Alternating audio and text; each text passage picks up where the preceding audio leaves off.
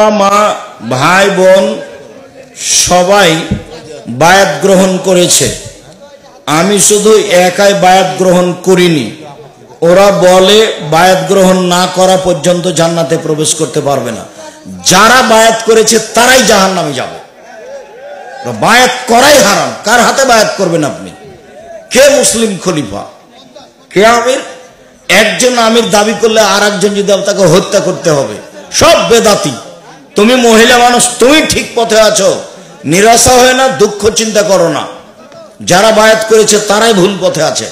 বেদাতি মানুষের হাতে বায়াত করে পীর মেনে, পীর যদি হয় তাহলে ধর্ম মোহাম্মদ সাল্লাল্লাহু আলাইহি সাল্লাম কেন এসেছিলেন? পীরকে যদি মানতে হয় তো মোহাম্মদ সাল্লাল্লাহু আলাইহি সাল্লামকে ছাই করতে এসেছিলেন? ভুল হিসাব।